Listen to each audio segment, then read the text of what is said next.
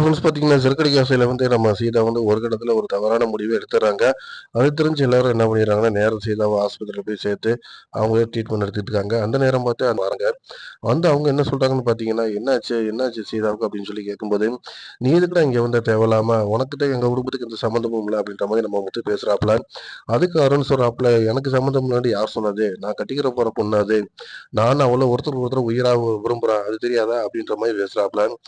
நீங்க விரும்பினா சரியா போச்சா? இது வந்து என் வீட்டு பொண்ணுடா அப்படின்ற மாரி முத்து சொல்றாரு. ஒரு கட்டத்துல வந்து நம்ம அருண் சொல்றாரு, நீ வந்து தேவையில்லாம என் மேல உள்ள பகைய ஈகோவா காமிச்சுக்கிட்டு எங்க 2 பேத்தையும் சேர விடாம பண்ணிக்கிட்டு இருக்க. மெயினா வந்து சீதா இந்த நிலைமைக்கு ஆனதுக்கு நீ தான் காரணம் அப்படின்ற மாரி பட்டுன்னு பேசுறாப்புல.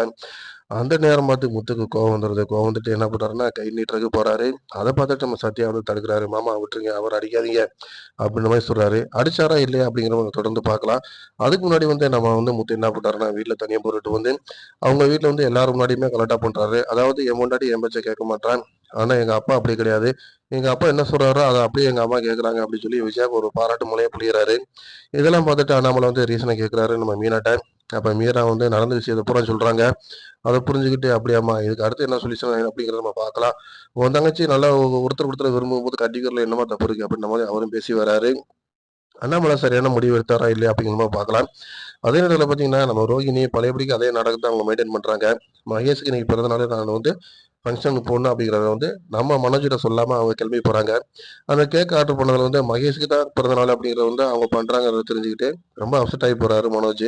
இதுலருந்து அவர் எப்படி மீண்டு வந்தாரு அப்படிங்கிற மாரி தொடர்ந்து பார்க்கலாம். லைக் பண்ணுங்க, ஷேர் பண்ணுங்க, சப்ஸ்கிரைப் பண்ணுங்க.